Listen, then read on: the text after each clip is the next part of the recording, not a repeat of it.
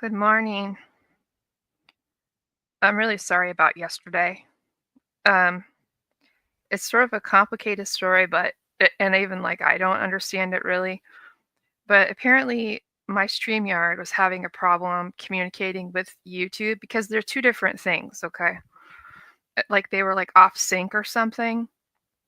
So I had to like reset my whole StreamYard stuff and like relink it to my channel and the whole thing. And they told me that that's supposed to fix it in theory. So we'll have to see. If it doesn't fix it, I'm gonna be really upset. So, hi Karma. Hi, wait, what? Hello, Wing. So I'm coming on a little early today because somebody else has decided to start going live at 9 o'clock, 10 o'clock, whichever time zone you're in. We see it'd be 10 o'clock if you're here, which is Eastern, 9 o'clock Central, and then 8, 7. Hey, Sarah. Hi, Jack of all trades. So I just want to start really fast by saying that I'm getting really deflated and discouraged and frustrated. I'm not going to like vent about it right now, but I'm going to try really hard to get through today with my heart in it as much as I can, but there's a lot going on. So maybe I'll come on later or something and talk about it. We'll have to see. It's about YouTube stuff. Hey, Twister. So yesterday, when StreamYard decided not to work for me, I was like, "Hey, Aurora," scrolling around on YouTube looking for something to watch. I'm working on a standalone video about summer. It's taking forever. It's going to take me like days, weeks probably. Um, and in the algorithm, it suggested to me the Dr. Phil show videos with Donna Candace, and I'm like, yeah, I haven't seen those in a long time, like at least a year ago, if not longer. So I was like, okay, I'll just pop in there and sort of listen while I'm doing other stuff. And so I'm listening along to the first part one, the first day. And all of a sudden, I don't know if you guys remember, but all of a sudden I start hearing the script coming out of Dr. Phil's mouth. And for whatever reason, I don't remember that from like the first dozen times that I've watched it. And it kind of stopped me. And I was like, oh my gosh, the script. And something interesting was said. So I did some more mathing. I tried to math some more math out. So I know that we left the last time we were here, we were talking about the statement analysis on Dawn's letter, but I want to kind of go over this first to sort of get that tackled. So I clipped this thing out and I uploaded it and it didn't give me any red flags with the Phil show. So hopefully I'll be okay. Just a minute.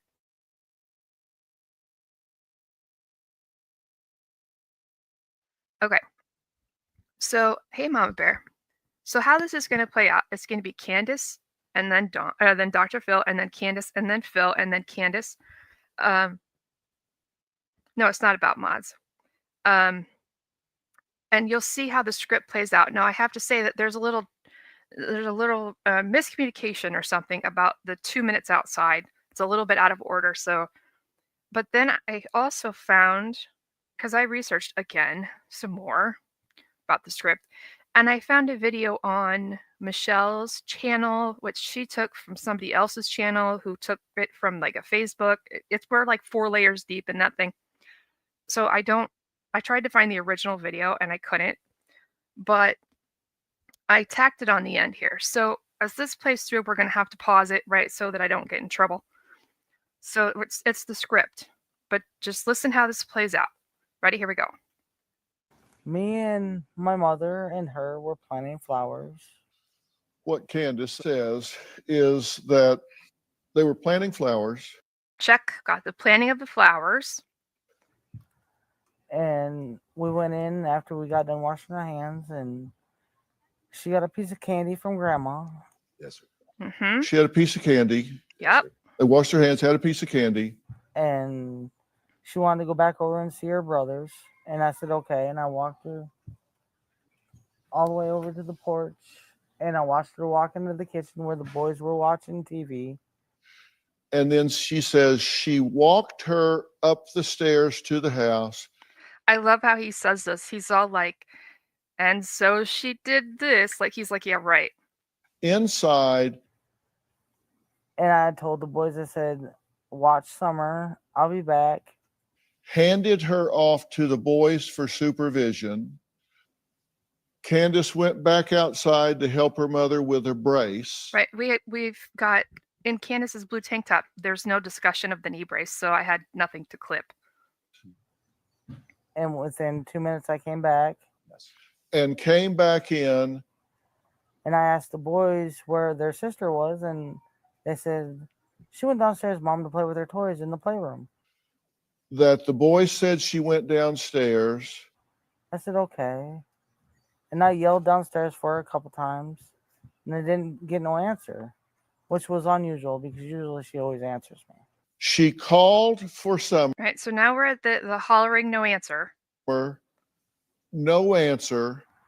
And so I went down there to check, and she was nowhere in sight. Okay. So I'm going to do my best here.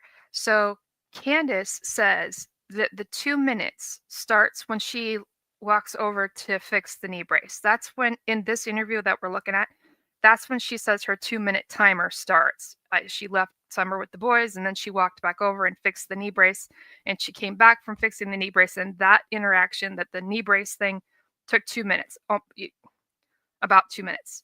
But Phil is going to say something different about this, and obviously he had to have gotten it from Candace. She was just gone. And all of that happened within 2 to 3 minutes.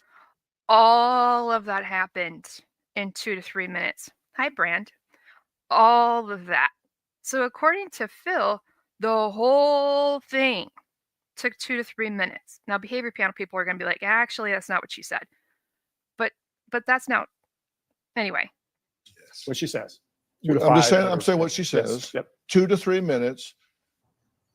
And within 2 minutes, I came back.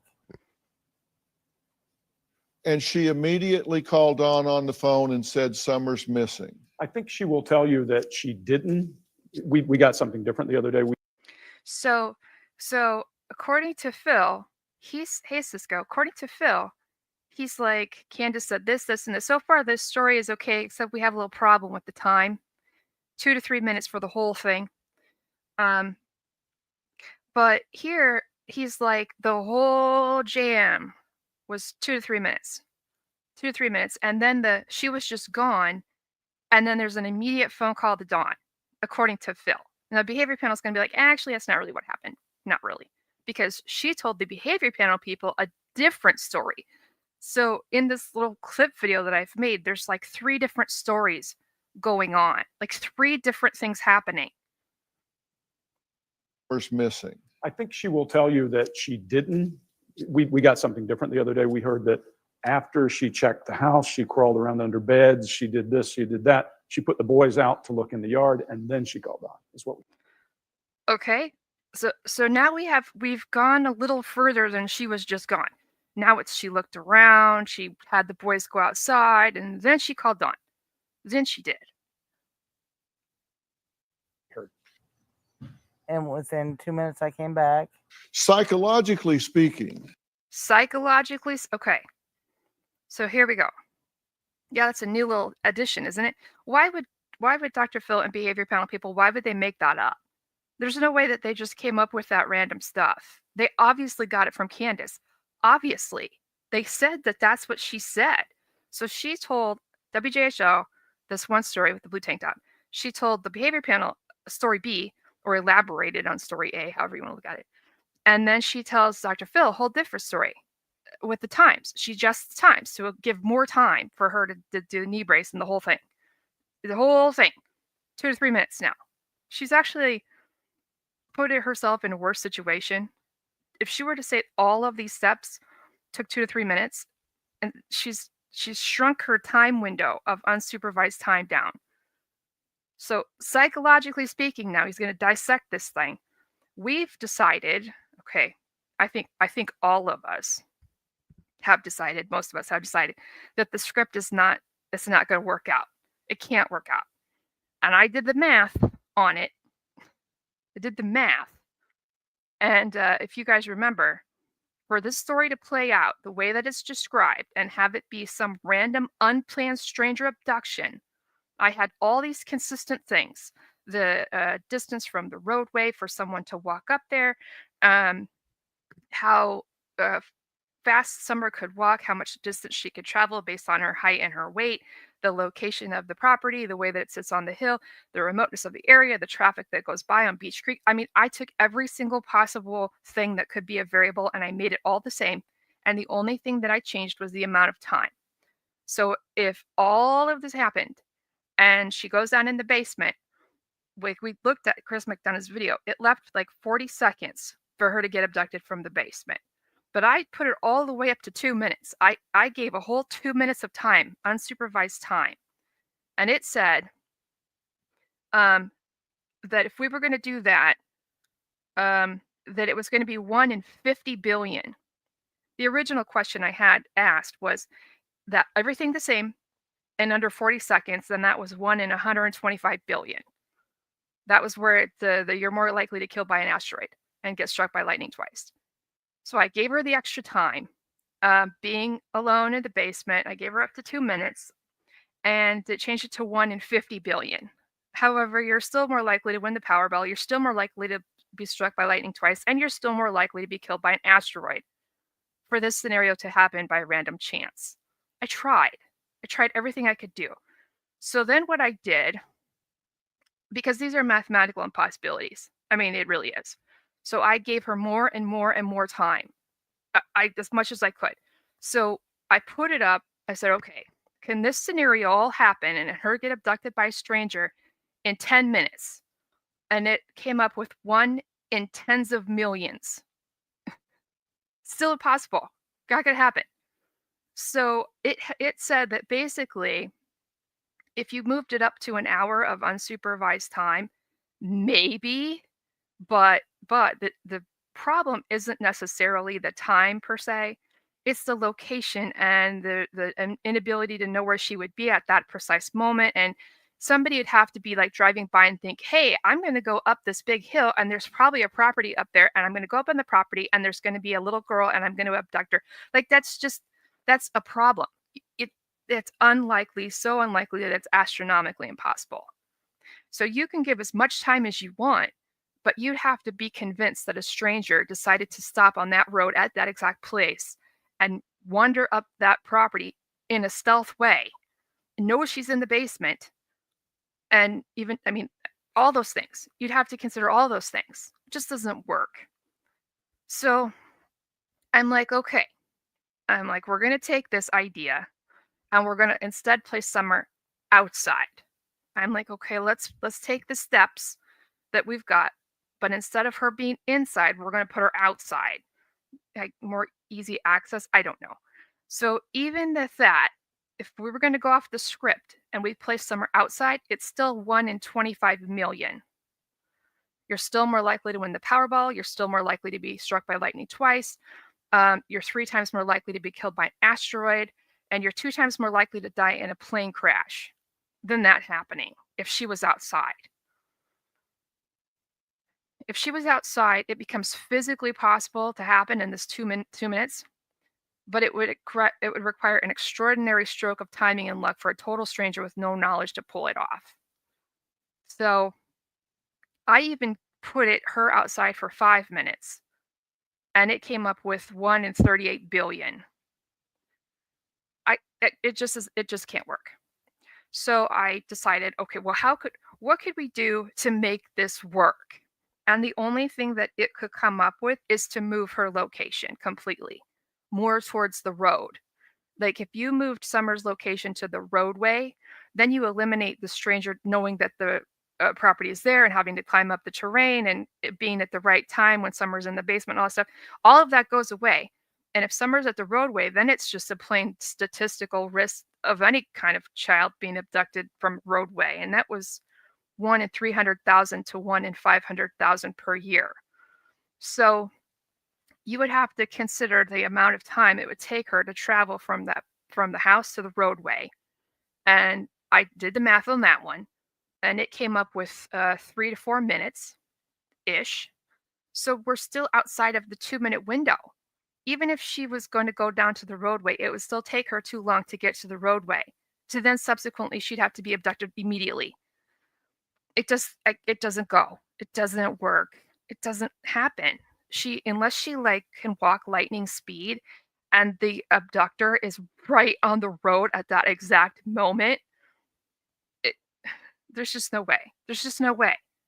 So Phil's going to talk about, so we've mathed it. Mathematically speaking, this is a astronomically mathematically impossible. It can't happen the way that this is laid out. So Phil looks at this whole process from a psychological standpoint. I have to tell you, that's inconsistent with everything I'm seeing. Inconsistent. Because everything I'm seeing does not tell me that I have a hypervigilant mom on my hands here. Agree. Agree. A hard time believing that she would walk her up the stairs and hand her off lovingly to 3 babysitting brothers, go back and help her mother, and be back inside in 2 to 3 minutes calling for her daughter. Just timeline doesn't work right. I don't believe she could get out there and back in 2 to 3 Nor do minutes. Neither do we. I don't know why the Dwells and Tim Mullen think that the Phil show went smashingly well. This is a horrible thing for Dawn and Candace. All of the men on this stage don't believe a single word she said. Just timeline doesn't work right. I don't believe she could get out there and back in 2 to 3 Nor do minutes. we. I don't believe she called for her in 2 to 3 minutes and went on alert in under 5 minutes and started a search. So even Phil and behavior panel are like, we tried to make this work, and it's just not going to work out. It's not going to work out. So we have Phil, who's psychologically speaking, he doesn't believe it, but and then we have behavior panel who don't believe it because they think that Candace has guilty knowledge. And I'm over here and I don't believe it because, first of all, it just can't happen, common sense. But second of all, statistically speaking, it's more likely you get hit by an asteroid than this to play out the way that Candace described it. Twister says it seems impossible to do it. I have done logging, carrying a saw, gas, oil, and going up and down hills. It just can't happen, right? So you have the terrain that's a problem, but then the whole I'm going to call it the biggest issue, the biggest hurdle that you would have to tackle is that somebody would have to know the property was there. They would have to know that Summer lived there. They would have to know that she was alone in a basement. They would have to know where the basement was. They would have to, you would have to have all this knowledge that a stranger wouldn't have. It can't happen. It just can't. It doesn't matter. It just can't. So I was scoping around a little further on YouTube, and I found this video. Like I say, it's on Michelle's, and Michelle took it from someone who took it from someone who took it from Facebook. And Candace talks to WJHL. We have spoken with her a couple of times. I reported something that she told our crews this morning as well. She said that, she went inside to do something, came back out, checked on Summer a couple minutes later, and next thing you know, she was gone. So there's that. I had never heard this before. I'd never heard it. So before she gives the blue tank top interview, she tells the news that Summer was outside and that she was inside. And I thought that was extremely interesting because if you guys remember when I pulled up that video with Marlena talking, she put her outside as well, per Candace. Yeah, isn't that something? We have spoken with her a couple of times. I reported something that she told our crews this morning as well. She said that, she went inside to do something, came back out, checked on Summer a couple minutes later, and next thing you know, she was gone. It is what it is. Crowsfeet says this planned abduction does not fall within foul play. The way that the TBI breaks it down, they break it down as no. Because they said that one guy at like the 1 year mark, there's like a man talking, the TBI guy, and he's like a walk-off, an abduction, or other foul means. Like he separates the things into 3 things. And Ronnie Lawson, I believe, sort of indirectly does the same thing. but I think what they mean by foul play is like that she was injured or something. So I have theories. I have a couple of theories. They've always been the same about what happened to Summer. And it depends on the day and kind of what news stuff I've watched. That I kind of move around between the handful of theories I have. The one right now, there's one that I have never made public and I never will. But the one that I have right now that's on my mind is given all of this, I don't think I know that a stranger abduction didn't happen. I know that 100%. Unless she was down on the road for some period of time by herself, then it's possible. But if you're going to go with the script, it's impossible. It can't happen. It just can't. So my next thought was that the accident theory. And what I guess what I mean by that is that it wasn't an intentional thing, but that there was a legitimate for real accident that happened and she was like fatally wounded and then there was a covering up and anyway, because unless Dawn and Candace are willing to put Summer outside alone down by the road, then their story will continually not work. So I don't think that Dawn and Candace will ever change their story to make it mathematically possible, because if they do, then they're putting themselves in like a horrible situation to acknowledge that they left her alone outside for some extended period of time.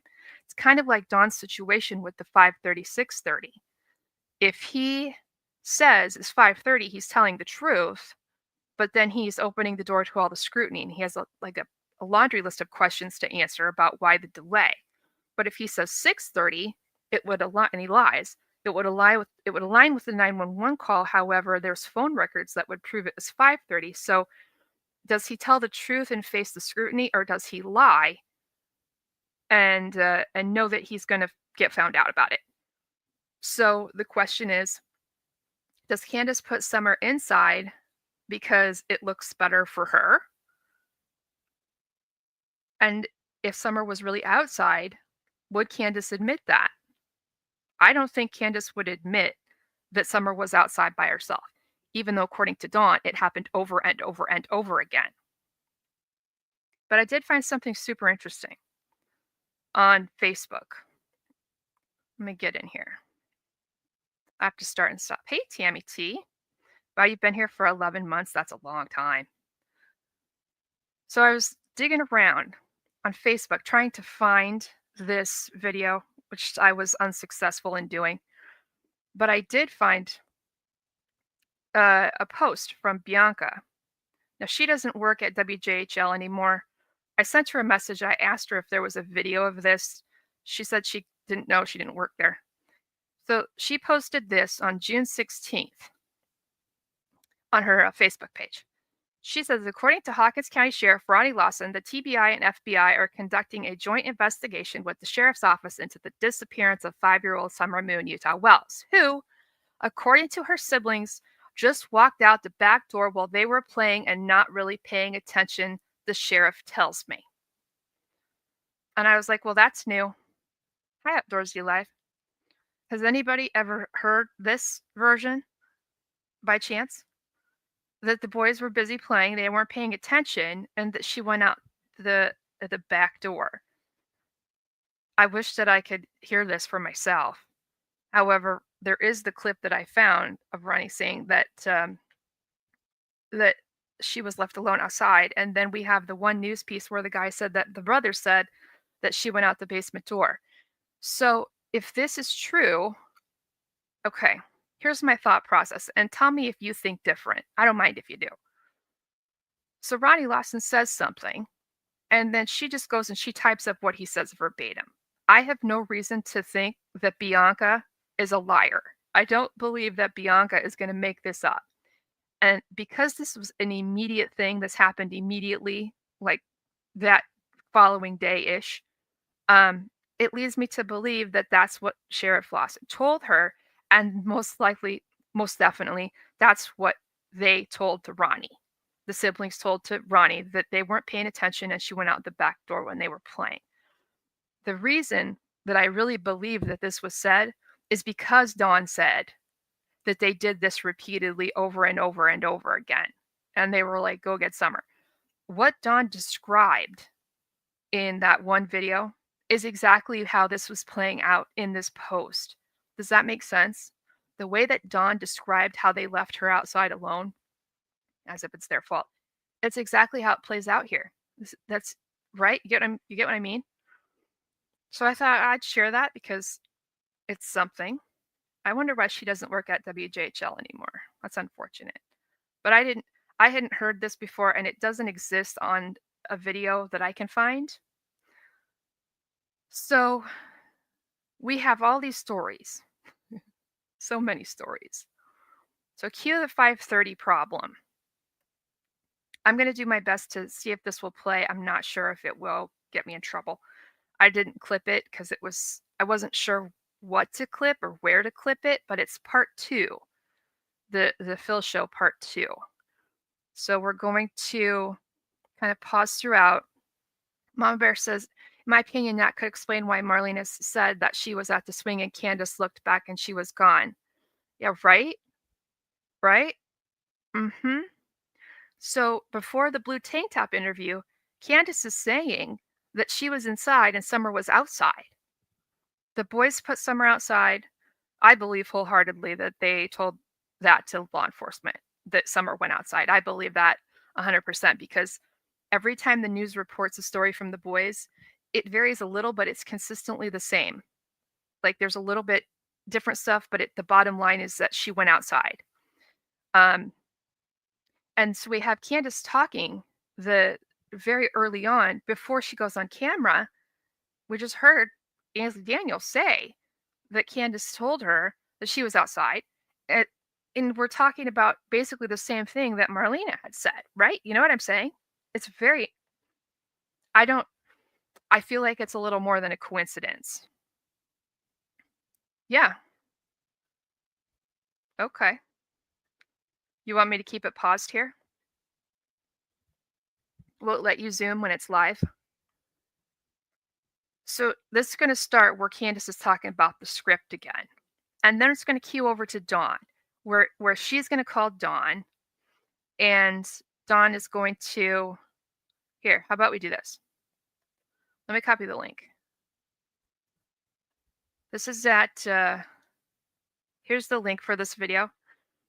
If you go to 1 minute and 37 seconds, that's where we're at.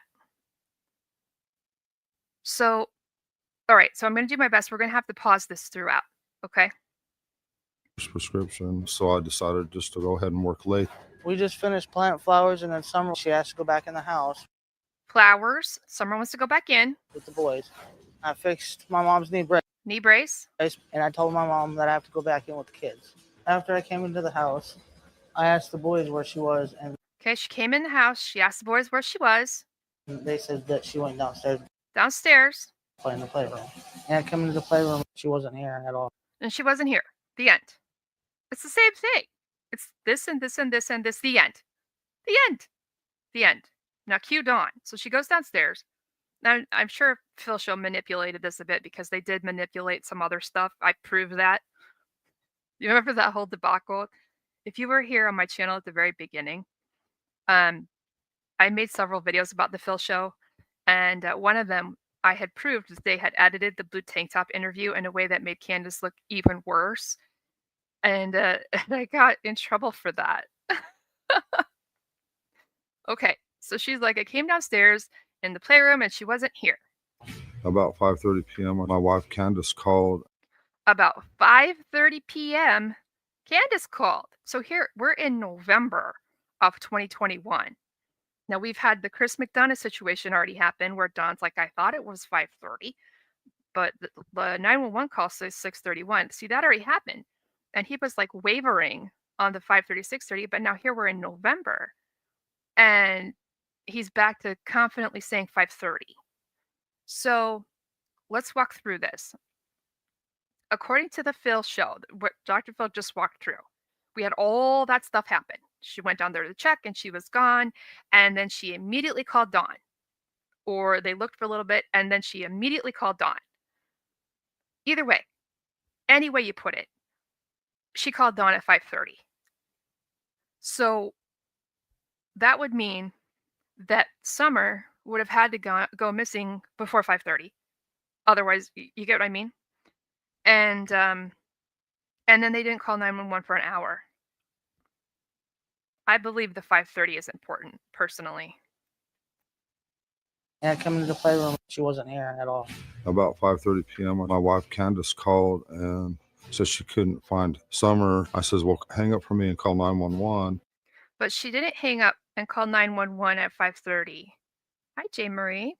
It's been a really long time since I've seen you. Man, do you remember when we had a little back and forth?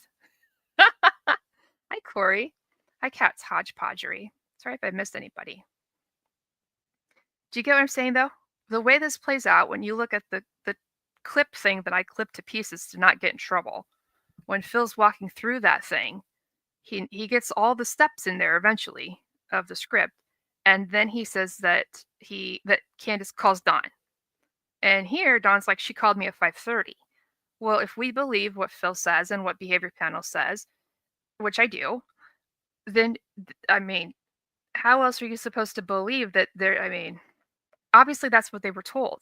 Just like Ansley Daniel was told that Summer was outside. That would have to be this huge conspiracy. Think about it. It would have to be this huge conspiracy. All these people would have to be lying to make Dawn and Candace be telling the truth about it being 6:30. If that makes sense. Like if they were going to say 100% that this is how it played out, and it played out in 2, maybe 3 minutes, and that Summer was inside, then that would mean all these people that said something different were liars. All these people who were told something by Candace were liars. I mean, who are you going to believe? I mean, really? I stand by the statement, the opinion, that every time something gets called into question, Candace changes her story to match the public's concerns. That's what I believe. But do you get what I'm saying? I'm going to put this back in here.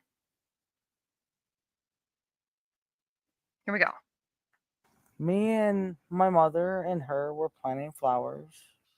What Candace says is that they were planting flowers. And we went in after we got done washing our hands, and she got a piece of candy from Grandma. Yes, sir. She had a piece of candy. Yes, sir. They washed their hands, had a piece of candy.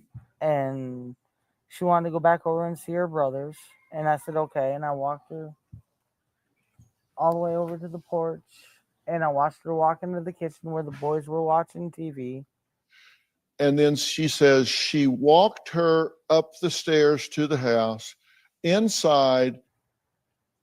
And I told the boys, I said, watch Summer. I'll be back. Handed her off to the boys for supervision. Candace went back outside to help her mother with her brace. And within 2 minutes, I came back. And came back in. And I asked the boys where their sister was, and they said she went downstairs, Mom, to play with her toys in the playroom. That the boys said she went downstairs. I said, okay. And I yelled downstairs for her a couple times, and I didn't get no answer, which was unusual because usually she always answers me. She called for Summer, no answer. And so I went down there to check, and she was nowhere in sight. She was just gone. And all of that happened within 2 to 3 minutes. Yes. What she says.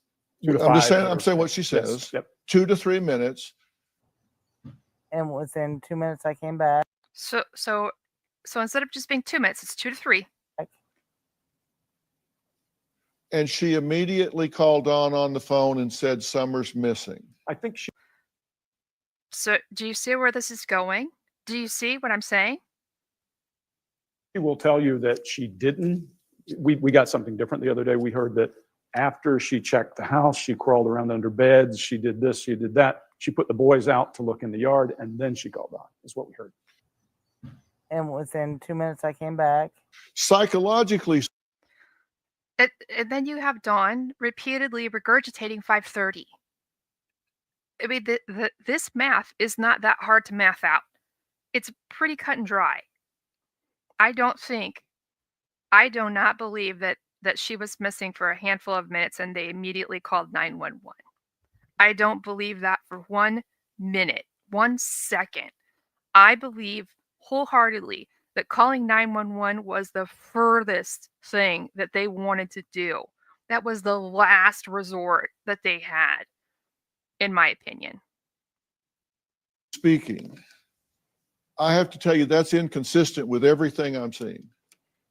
Because everything I'm seeing does not tell me that I have a hypervigilant mom on my hands here. Agreed. I have a hard time believing that she would walk her up the stairs and hand her off lovingly to 3 babysitting brothers, go back and help her mother, and be back inside in 2 to 3 minutes calling for her daughter. Just timeline doesn't work right. I don't believe she could get out there and back in 2 to 3 Nor do minutes. we. I don't believe she called for her in 2 to 3 minutes and went on alert in under 5 minutes Don't believe it. and started a search. I don't believe it either. I mean, I'm saying that I don't believe it because I really honestly do not, but also because I ran the numbers. I ran the numbers every way that I could. And no matter what I did, you're still going to get hit by an asteroid before the story is going to happen. It is what it is. And then we have the outside problem.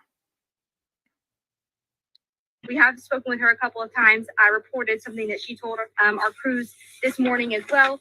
She said that, she went inside to do something, came back out, checked on Summer a couple minutes later, and next thing you know, she was gone. I mean, it's almost like they think that if they say it enough times that people will start to believe it. But there's a multitude of problems with that. First of all, it's unbelievable. Mathematically, according to Phil, psychologically, it's impossible. Common sense says it's impossible.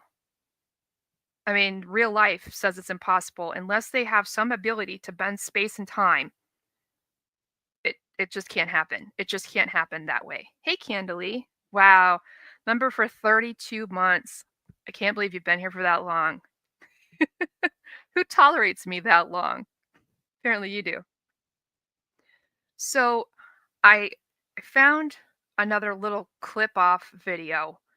And I was trying to find the original, but of course the person didn't source it. So it is what it is. But it's Candace, and she's on panel on the Bovines channel. It's kind of hard to hear because she's crying, but she's going to be talking about the door, walking out the door. Okay, so I'm going to mute, and here we go. I hate it for my kids to go outside. I despise when Donnie would let him go outside. I despise that. And I'm so freaking mad at him because he was like, oh, it's okay, let him go play. And I was so mad about that. I was like, don't let him go outside. Do you think maybe Summer might have opened the door and went out to swing and you think she might have opened that door on her own? No. Oh. Nope. Candace doesn't even believe her own story, apparently. Candace doesn't even believe her own story. Here we go. I hate it for my kids to go outside. I despise when Donnie would let him go outside. I despise that. And I'm so freaking mad at him because he was like, oh, it's okay, let him go play. And I was so mad about that. I was like, don't let him go outside. Do you think maybe Summer might have opened the door and went out to swing and you think she might have opened that door on her own? No. No, she doesn't. She doesn't think that. She doesn't believe that. Crossfeet says, wait, she just put Dawn on the property. I think that she's just speaking generally in the beginning. But see, unless I can find this whole video, I don't know. I'm very frustrated about that. So it's something. It's almost like the more upset she gets, the more leakage that she has. If she doesn't believe that Summer went out the door. Okay, here we go. If she doesn't believe that Summer went out the door, then that would mean that Summer is in the basement still. And that would go back to the stranger abduction out of the basement. The basement door was closed when she goes downstairs. She just doesn't remember if it was locked or not. Yeah, it's on her page. I call her the bovine. So the stranger, hey radio gods, would have to come up on the property, know that, okay, first of all, have to know it was there. They'd have to know it was there. They'd have to know the house was there. They'd have to know Summer lived there. They'd have to know where Summer was in the basement. Okay, this big long list of things. And then the stranger's going to come in the basement and take Summer and then close the door on the way out. Okay. So if you're going to go off of this one where Candace doesn't believe that happened, then how did Summer get out of the house? If Candace doesn't think that Summer went out the basement door, then how does Summer get out of the house? Does that make sense? Should we do it one more time? I hated for my kids to go outside. I Yeah. despise when Donnie would let him go outside. I despise that. And I'm so freaking mad at him because he was like, oh, it's okay, let him go play. And I was so mad about that. I was like, don't let him go outside. It's just, Do you think maybe Summer might have opened the door and went out to swing and you think she might have opened that door on her own? no. No. Right? So we take that, and combine it with this. We have spoken with her a couple of times. I reported something that she told our crews this morning as well. She said that, she went inside to do something, came back out, checked on Summer a couple minutes later, and next thing you know, she was gone. I mean, 1 + 1 = 2. If Candace doesn't believe that Summer went out the basement door, where else? I mean, how else is she going to get out of the house? The only other option is she either, okay, there's two options. Either she did not get out of the house and she's for some reason still there, or she was not in the house. You can't get out of something if you can't get out of the door. Do you know what I mean? The boys said that she went downstairs. They said she went out the basement door. How they know that, I don't know. Candace doesn't believe that. No, that didn't happen. Nope. Well, then Summer has to be outside. But even then, statistically speaking, if Summer's alone outside, unsupervised, on the property, like by the house, there's still a 1 in 90 billion chance that she's going to get taken in 2 minutes, and 1 in 38 billion if it's 5 minutes. No matter what you do, in all the scenarios that I ran, it still came up with being killed by an asteroid is more likely. Still.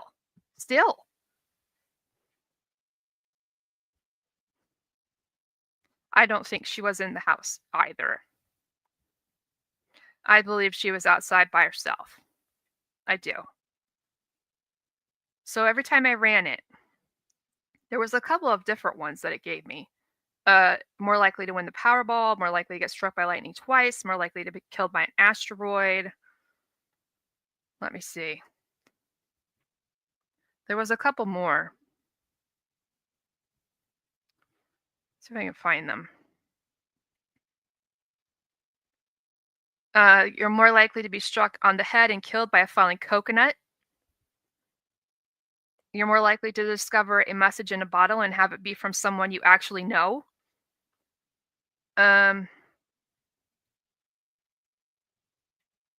You're more likely to randomly bump into a long-lost relative in a foreign country than for this to happen by pure chance. All these things are more likely than this happening, unless you put her down by the road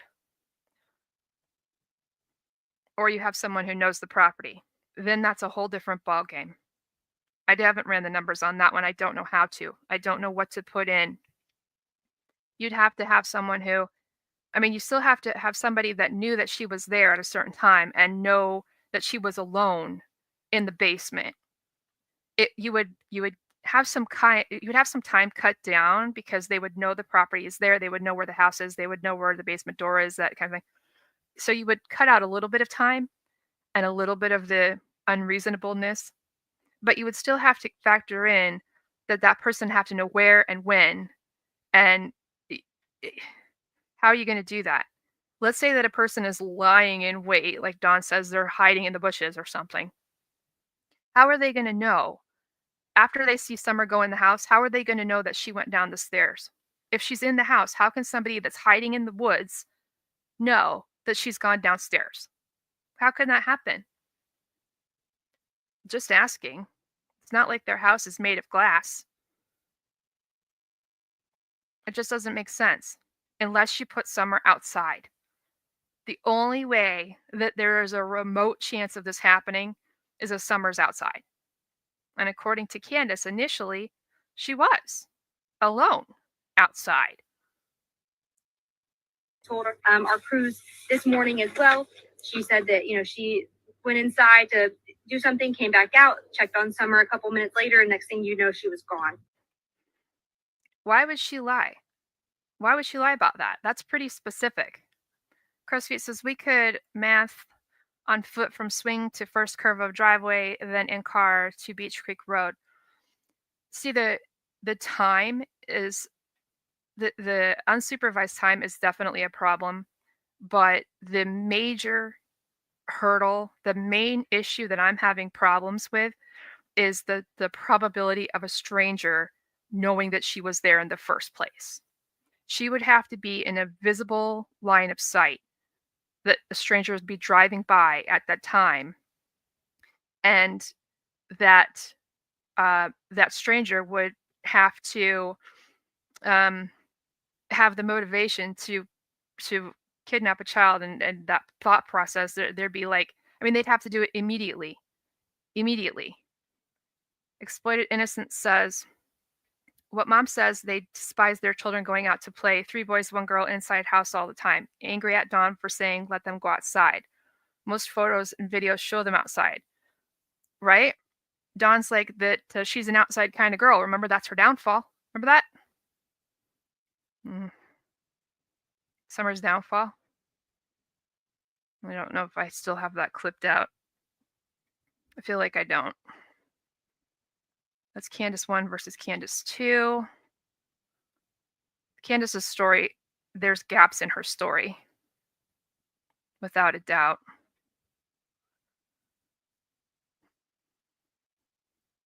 Is this it? Is this it? No. Is this it? No. Yeah, this might be it. Because she loved to be outside all the time. That was her, unfortunately, her downfall. 'Cause a lot of times the boys would be inside and we'd be like, where's Summer? Why'd you leave her out there alone? Go get Summer now, and that's happened over and over again.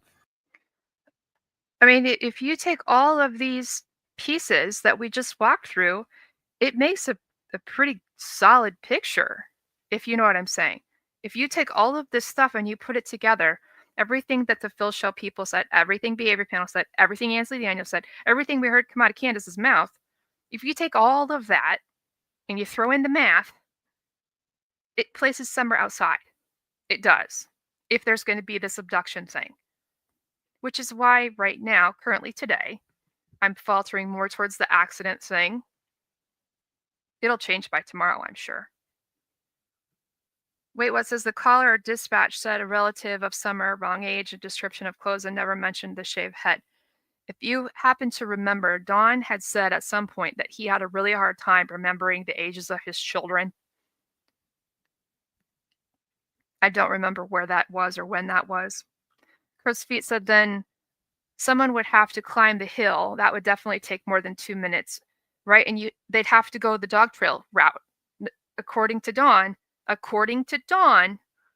it all happened on the dog trail. That's what Dawn said. So we're going to believe what Dawn says. I mean, you factor all that in. It's not like it's not like Dawn and Candace can say, well, it has to work out that way, while simultaneously telling us that it's the dog trail. It can't. It can't work. We mathed it. We walked through this. We listened to them talking. We listened to the quote unquote experts telling us, nope, it just can't work out. It just can't work out. So, what are the ramifications? Why would Candace not tell the truth? Be pretty obvious. She would get in so much trouble. They'd such serious child neglect, which, by the way, state of Tennessee already says leaving a child that age alone unsupervised is child neglect. Whatever.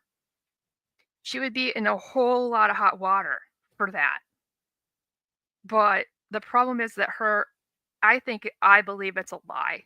Some of that story might be true, but I believe that it's mostly a lie, especially the 2 to 3 minutes. That thing, I don't think that Summer was downstairs. I believe that the flowers and the washing of the hands and the piece of candy, I'm okay with that. That could happen. But I can't, the rest of it just doesn't work. Donna Candace would have to admit she was outside unsupervised for a period of time, more than 2 minutes. How are you going to double back this script to add in or adjust the story to put Summer outside without looking like a big fat liar? There's no amount of tweaking to this story that you can do. Like, you know how Dawn sometimes will say, I thought it was 5:30, blah, blah, blah.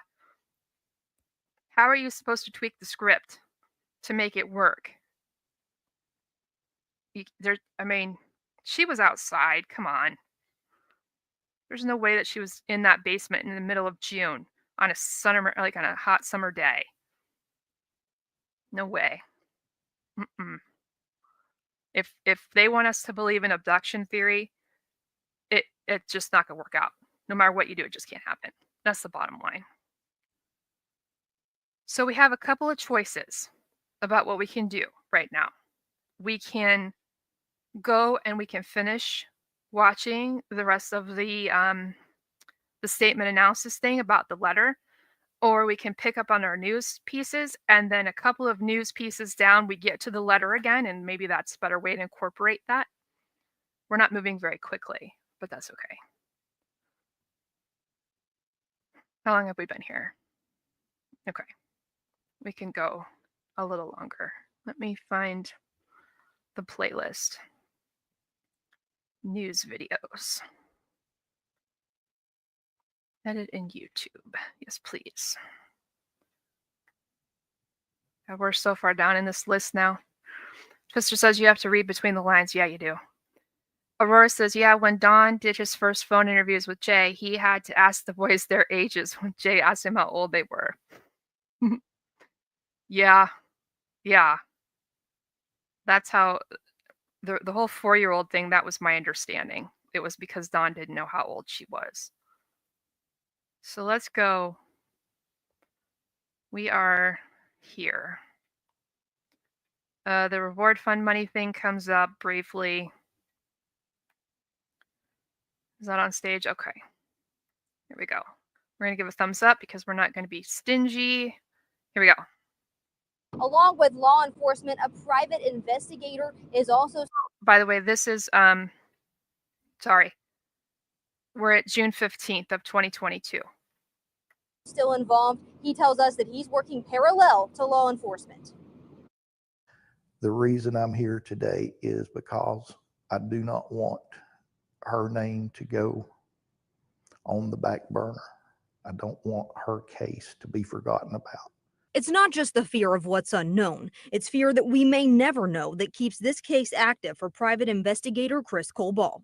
We were contacted by the family and asked to help with this case, and we accepted that. Since we've started, we've interviewed tens and tens of people. CNC Investigations, led by Colball, was hired by Candace and Dawn last year. Now, with Dawn in jail for parole violations, the investigator's job hasn't ended, just grown more challenging. Still today, we still have communication with them virtually daily, but it's different than it was before. It's not face-to-face. It's not in person. But it's different than what it was before. The investigators used drones and divers to aid in the search. If we don't investigate all areas, then we're not doing her justice. Still, there is nothing. No evidence that there was an abduction. There's no clear evidence she walked off. 1 year later, there's not much definitive evidence at all, leaving I think that's really interesting. There's no evidence of all this stuff. Karma says, how do they hire him? I'm not sure. I feel like so there was 2 of them, right? Wasn't there like Chris and Trudy, something like that? I think Tim Mullen was involved in that. I think maybe Tim Mullen wouldn't surprise me. It wouldn't surprise me one bit. I have a so for those of you in here, if you're willing to actually put it in the chat, your theory, what do you guys think? Do you think stranger abduction? Do you think abduction by someone they know? Do you think walk off? Do you think accident? Do you think, tell me what you think, because I'm kind of interested. I could do a poll, but I would like to know if you're willing to share. all possibilities open along with the case. As crazy as this is, and as big of a circus as it has gotten to, it has at least kept her name out there and interest in finding her. That private investigator told us that he works for Don and Candace Wells to help find their little girl, which is the same goal as law enforcement. But tonight, he doesn't have any more answers than Don and Candace nor the authorities. In Rogersville, Ansley Daniel, News Channel 11. They're sometimes called the forgotten grievers, children like Summerwell's 3 older brothers impacted by family trauma. For the brothers ranging in age from 7 to 13, a double trauma. First, Summer's highly publicized disappearance, and then just weeks later, their removal from their home and placement in state custody, where those brothers of Summerwell's have now spent nearly a year themselves. We talked about this with local therapist Julie Burks. She said intensive counseling in these cases like this is a must.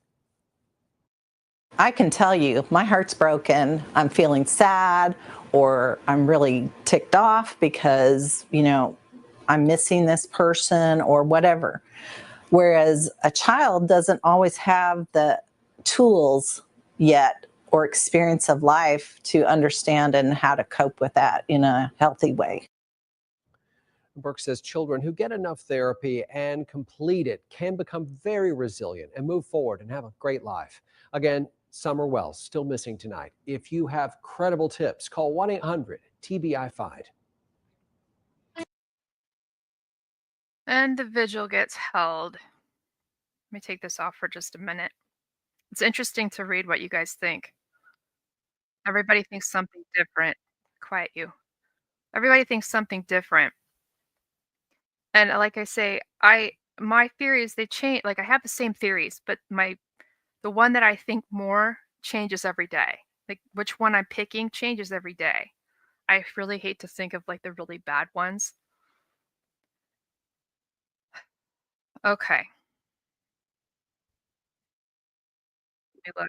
Yeah, that's not. I think that we have the wrong letter. Yeah, we do.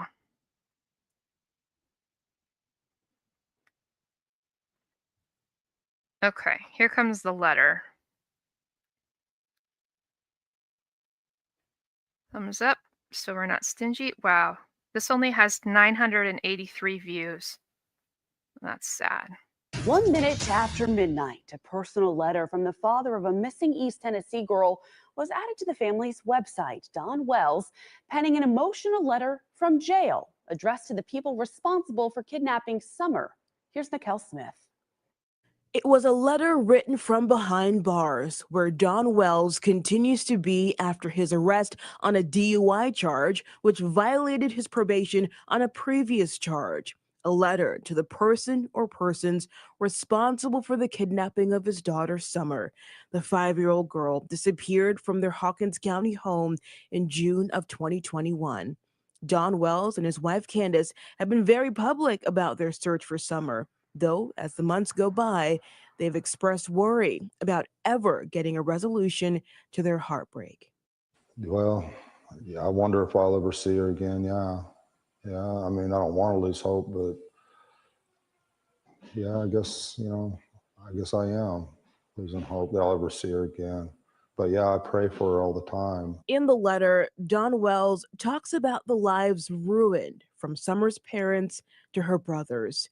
He says the person has also touched everything, including their chance for employment. He says he doesn't know if he'll ever find a job after being fired from the one he had for 13 years, and Summer's mother, Candace, can't get anyone to hire her. That's ridiculous. Handwritten letter goes on to beg the kidnappers to give their little girl back before God's wrath descends on them, adding, "One day, God will hold you accountable for this crime unless you do something to make this right. Please do the right thing and turn our daughter over to the authorities." It ends with the line, "We're begging you with all our hearts, please do the right thing. Summer's father." Summer's father. So if you are like, if you're here and you weren't here the last time, this is going to get a little confusing because we're going to pick up like where we left off midway through that one video. So Dawn writes the 3 letters. I analyzed all 3 of them. Another channel analyzed 2 of them. That's what we're going to pick up on. There's only just like 13 minutes left on this. So we'll do that. And then once this gets done, we'll just see what we're going to do from there. I think he's about to compare the 2 letters. All right, here we go. I want Sorry if this is really loud. to take a moment. I want to compare the 2 letters. Here are both letters that were posted on the Wells family website, the one last month in all print, and the one this month, just a few days ago on the 18th, it was posted, and it's all cursive. You will see that there are marked differences in the 2 styles of handwriting.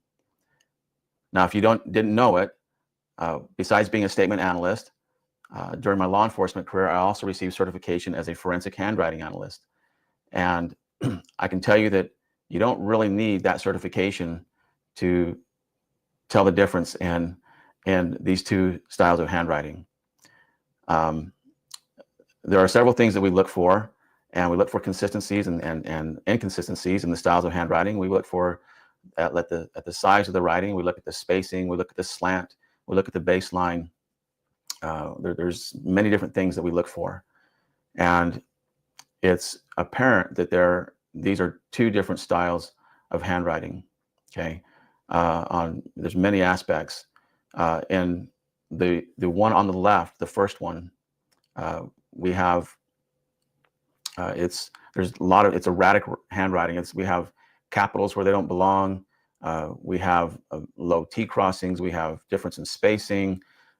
We have stunted lower zones, meaning the Y and G stems and things like that. They don't come up and arch up and fill the whole stem. And at times even the slant gets goes from one side to the next. And in the letter on the right, the handwritten letter, it's actually very consistent. We have some hiccups in the handwriting, where they spent extra time grinding things in or retracing. That is either a pen that is not working quite right, or it is some anxiety, some angst, something, their mind is paused at that point in time. They're thinking more about that, rethinking it, they're not getting their thoughts together, things like that. We look at the totality of things. And the style of handwriting is obviously very different. And one of the things that really stands out is the signatures. you have Don Wells' signature, and he almost obliterates his own name. And then you have the one on the right, Summer's father, and it's legible. They had a few hiccups with the F crossing at the top. But and speaking of crossings, look at the T crossings in this cursive letter. All of them are very high versus the T crossings in the printed letter. Most of them are fairly low. Okay, we get a few that are a little bit higher, but most are low. Okay, that's a marked difference. That the T crossings tend to be very consistent when you have two different styles. And I know that some people print one way and they will write cursive totally different way. That's why we look for these consistencies, and it's just not there. It's not there. And so when I read this cursive written letter, the first thing that popped in my mind was, besides the priority of the letter being, we want our life back, we want our employment back, please help us with that. But it reminded me of a show from the 70s. I know I'm dating myself here, but some of you might remember the Welcome Back Kotter show. And Welcome Back Kotter had to do with Mr. Kotter was a teacher at a high school in a very rough neighborhood, and he used to be a student there, and he returned to be a teacher. And so his students are very rough. And this is John Travolta is one of his first shows that he did, and he's one of the students. And there's a student in there with John Travolta, and in the show his name is Epstein, Juan Epstein. And Juan Epstein is known for his notes, a note from his mother. And so Juan will typically have if he knows that he's got a bad grade or he didn't finish his homework, he'll show up with a note, and the note will give an excuse for why he didn't do it. And it says it will be signed by Epstein's mother. And so it's pretty funny. So you can see that why this letter reminded me of Epstein's note. It's signed Summer's father.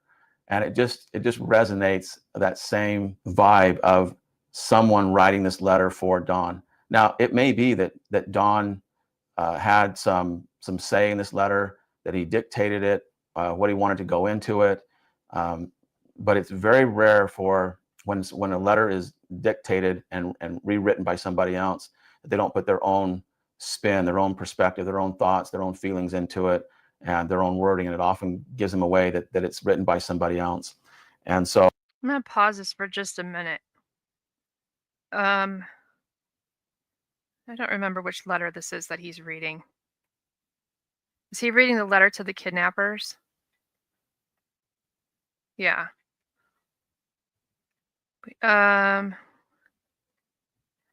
See, for the longest time, I thought that Tim had wrote that out, but I don't know. I don't know that Tim did, because wouldn't Tim have added some stuff to try to make it look better? I'm looking here. Yeah. It's weird because it doesn't look like Don wrote it, but it reads like Don wrote it. And I feel like if Tim had been involved in the transcribing, the writing of it, that he would have altered it somehow, like he does. The stereotypical alterations that Tim does. Maybe I'm wrong. Candace didn't write it, that's for sure. If this was indeed written by Don, I would expect a signature or something to say Don Wells. But Summer's father just reminded me of Epstein's mother. So I would say that whoever posted this letter is trying to help out the Wells family. I'm sure that, I'm not sure, but it could be that some of it's dictated by Don Wells. No doubt there's some of the language that is familiar and consistent with how Don would speak. Whoever this is definitely has the same mindset. as Dawn, and so you're going to get a little bit of the same type of verbiage, especially if he's speaking. Karma says, okay, we can all remember Tim always inserting himself like he was Summer's father or a family member, right? I was, just a minute.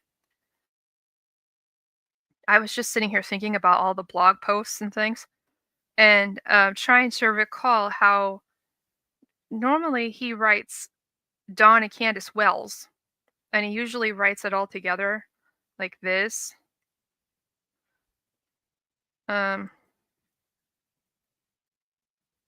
Like usually he smushes it together, but this isn't Dawn was in jail. Ugh. Hate going to the website. Let me just scroll through. Did you guys, as a sidebar, did you guys see the latest, within the last 24 hours post on the Facebook page? It's ridiculous. What is this? This is another writing.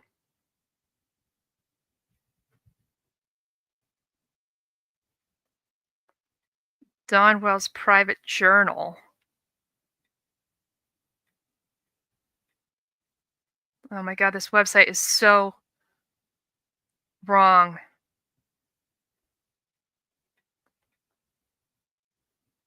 Dawn Wells' private journal. I don't know. Here, I'll show you. This is what it looks like. It doesn't, that's as large as this image will get. It's like the same handwriting, but that's all you can see about it. You can't see the rest of it. It's interesting. Let's see how much more he has on here. He's pretty much at the end. To him on the phone and then writing this letter out. So I'm curious to know who actually hand wrote this letter and signed it Summer's father, just like Epstein's mother. That's my take on this new letter.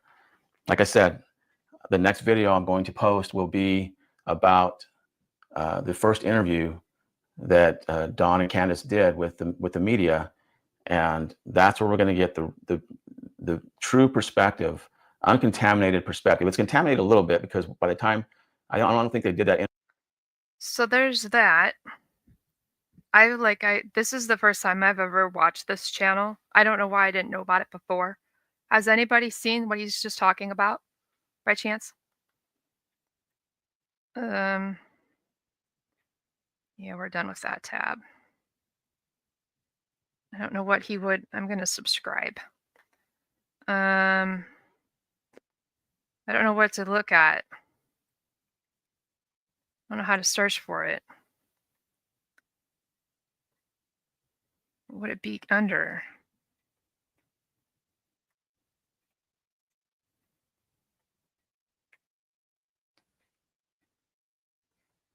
I'm looking here.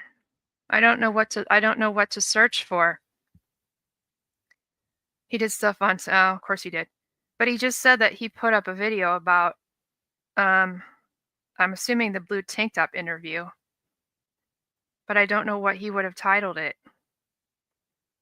Letter.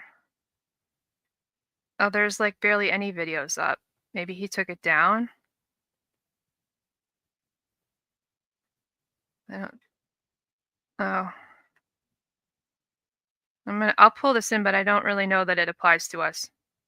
And so they tend to over-explain. So anyway, that's in that statement. Go back and take a look at that, and you'll see it. You'll recognize it. If you go back and look at the full analysis, and in some of the classes, I may not have pointed that out, but in more recent classes, I probably pointed out that is indicative of a domestic violent relationship. So anyway, go back and check that out. There's a lot of great examples in the courses that we have to look at. Okay, I want to give you an example from the Summer Wells case. Some of you might not be familiar with Summer Wells, but she is a 5-year-old girl who disappeared from her home in Tennessee. I believe it's been about a year now. And there have not been any arrests made in the case. It's still ongoing. Tennessee Bureau of Investigations has the case along with the local sheriff there. And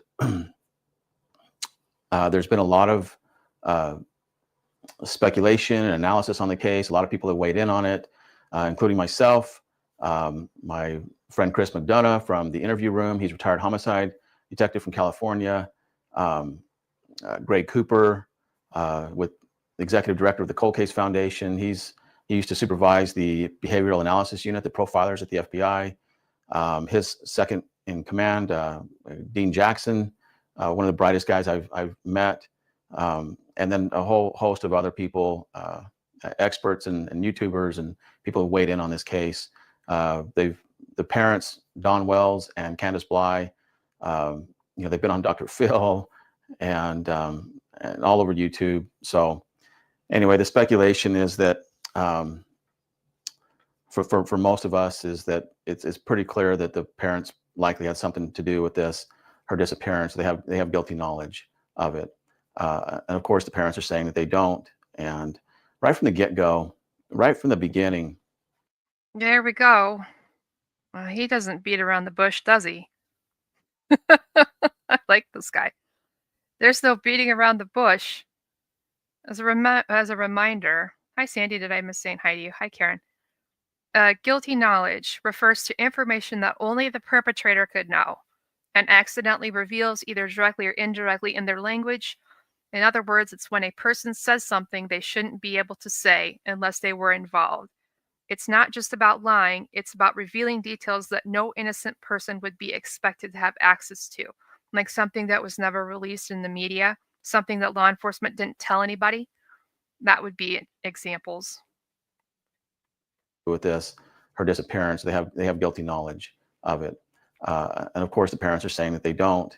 And right from the get-go, right from the beginning, when they first talked to reporters, the parents stated that they believe that somebody came up on the property and snatched Summer away, and so that she was kidnapped. And there's a lot out there. There's a lot to this case. There's a lot to this case. I'm only going to focus on one comment by Candace that helps explain our unsolicited explanations. There's several others, and I may add some of those in later in another video, and maybe explain more about the Summer Wells case in other videos as well. But I want to focus on one particular thing that she said. So Chris McDonough did a great job. He went there to Tennessee, visited at Summer's home, and her mom Candace actually walked Chris through the day. I mean, physically took him and did a walkthrough of the day and what occurred. And part of that was at the house, and she walked him, through the house. And now remember that her story is that Summer was taken from the property. The likelihood of this is, the odds of it are about as good as getting struck by lightning. So he ran the numbers too. What did I do all that work for? Oh well, at least we know he's telling the truth. Okay, it's very small odds that this could have happened, and things would have had to align just so for somebody to come up onto that property, get past the dogs, be there at just the right moment, and take Summer within just a few minutes time when she's by herself. And just there's a lot involved there that it's a pretty good indication that likely did not happen, just by the evidence itself. So Chris, as he's walking through the house with Candace, he's filming. And so I'm going to play you a little clip of Candace. They're down in this basement, and it's like a hole in the ground. I just want to interrupt for 1 minute. I'm not trying to steal this guy's content. I just don't want to interrupt him because he's actually making sense and he's not stumbling around. Just putting it out there. Here we go. It's unfinished. It's very difficult to get down into, but that's where Candace and Dawn sleep, and Summer was sleeping down there as well. There's a door down there that goes out into the back portion. It's kind of a hill area, and so this is one of those doors that goes out to the, comes out right onto the ground, but it's a little bit lower than the front door. So it's just the elevation change. And listen to what Candace has to say, okay, as she's describing the day. It's just a few minute clip, but take a listen to what she has to say. That she likes. New fashion, I don't know what they are, little princesses or whatever. She's like all kinds. Here's one of them bracelets. Oh, that's just one of them. What do they call these? Oh, this is little pony bracelets. Yeah, I don't know what they were really called, but she liked them, and so I just every time I go to the garage sale, I'd buy her what she wanted. Okay. You know, whenever I got a little bit of money, I spend it on the kids. Yeah, this is her. This is I understand her now. Yeah. Even better. Thank you. You're welcome. This is really important. Yeah, I come down and I searched. I looked up underneath the beds under there. We can't really get them. I can't get them there. Yeah, yeah. But I looked under there, looked under every blanket I could possibly look under. Yep. And then I come over here and I looked on one side and stand nowhere. And I don't recall if this was locked or not. I don't recall that. Okay. But I know it's hard on me. But I know I did come out here and I said Summer. Because sometimes she'll sit right here and just sit here and play just for, you know. And usually when she comes out and she goes directly that way up to the swing. Oh, okay, so this is like her. Yeah, where she come running out. Yeah. Oh, yeah, you can see the path here. Right to the swing. Right, you can see where she could have run right up to and this here. is all the further she would go. She wouldn't leave. Okay. She wouldn't go out nowhere else. Okay, so did you hear it? Candace gave you an explanation, and it shows that there is acute sensitivity there, acute need to explain why she did what she did, why Candace did what she did. But listen to what she said. I'm just going to read the transcript of what Candace said. Okay. She said, as she's opening the door, okay, she said, I don't know if this door was locked or not. Well, in another location within the interview, she did say that the door was locked. Nobody was allowed in or out. Okay. So this refutes that. There's a lot of other stuff that refutes the story, but concentrate on this. Oh. She says, but. Oh, I didn't think about that. Did you guys catch what he was just saying? The no one in, no one out thing? No one in, no one out? But listen to what she said. I'm just going to read the transcript of what Candace said. Okay. She said, as she's opening the door, okay, she said, I don't know if this door was locked or not. Well, in another location within the interview, she did say that the door was locked. Nobody was allowed in or out. Okay, so this refutes that. There's a lot of other stuff that refutes the story, but concentrate on this. She says, but I know I did come out here and I said Summer, because sometimes she'll sit right here and just sit here and play just for, you know. All right, so that was real quick. Let's break that down a little bit.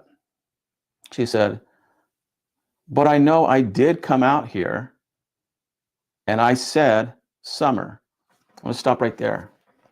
If this didn't happen, if it didn't happen, Candace is feeling stress and she needs to explain not only how this happened, why it happened. You know, a lie begets a lie. In order to explain a lie, you have to lie. Okay. And that creates more stress within our brain. Our brains are designed to tell the truth. And the more that we explain a lie, the more stress builds up in our brain. And that just continues to build and build and build. And so every time that the story is then built upon with more lies and more stress. And that's good for us. It's bad for them. What she said was that she's looking for Summer. And just prior to this, she was saying that she looked under every blanket she could possibly look under. Okay. And then she walked out this door. And I said, Summer.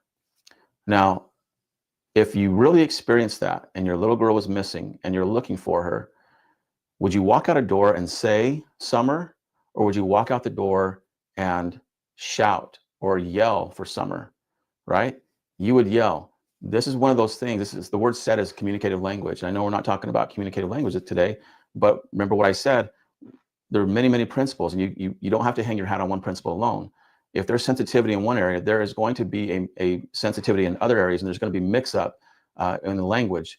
They will actually recount and retell us the way that they actually remembered it, the way they experienced it. Or if they didn't experience it, they will use the wrong verbiage because there's nothing within them. There's no memory that they can recount and call upon and fall upon to then tell us what happened appropriately. And so they will use the wrong verbiage.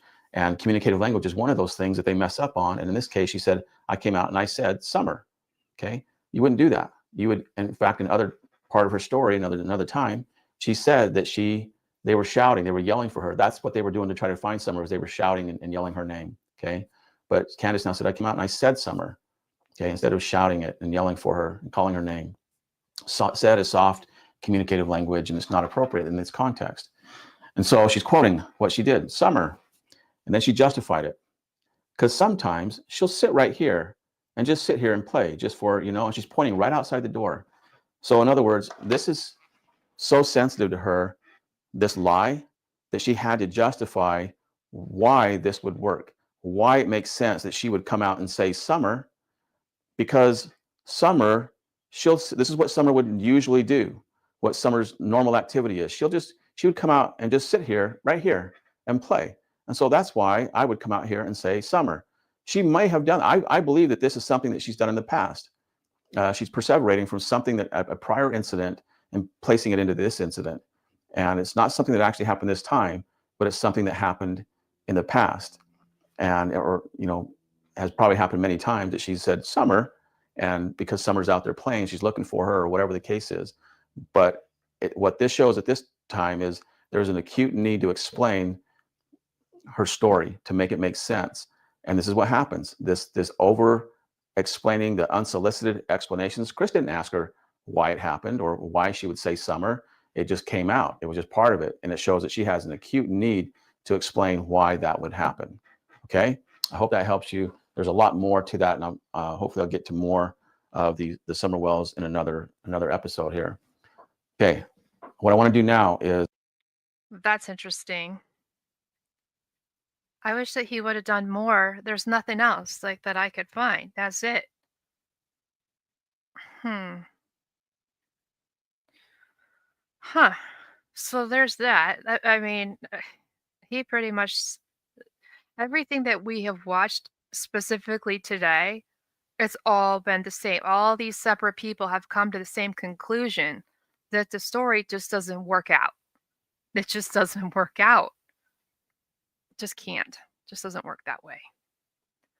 How long have we been here for? We're at an hour and a half. Okay. So I'm going to wrap it up for now.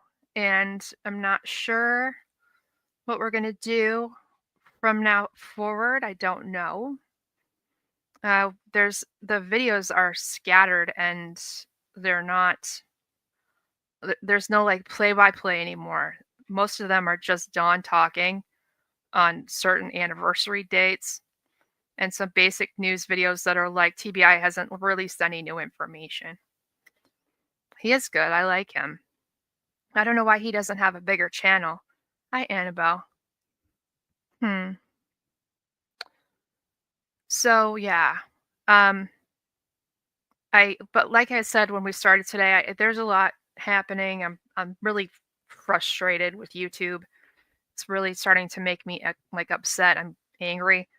So I will talk about that another time.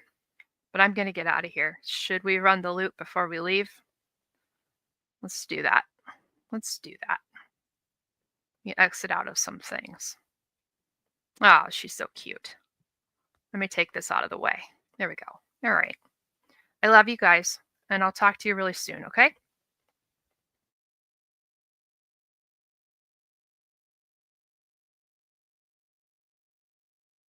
Why is it doing that?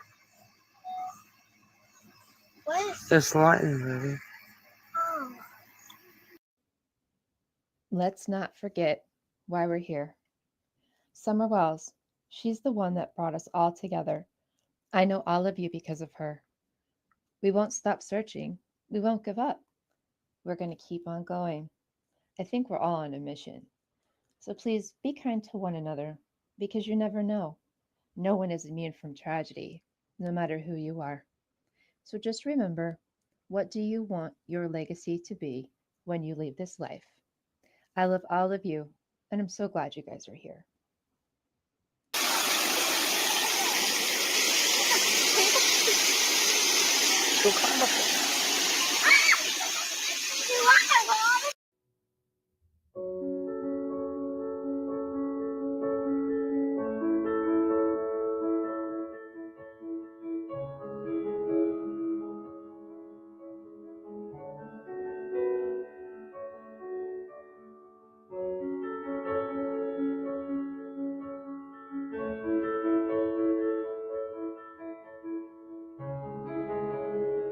whatever it is, Brandon, that, whatever reason why you possibly wanted to leave, I wish you just at least let us know that you're okay, because we're horribly worried about you.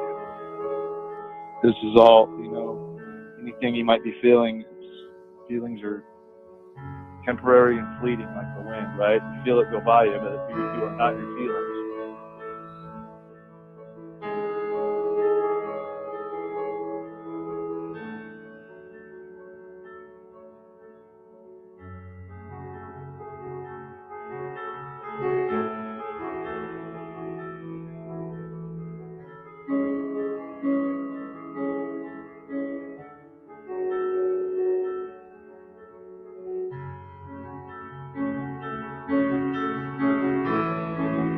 I promised my husband and daughter that I would do everything in my power to get them justice, and that's just what I have to do.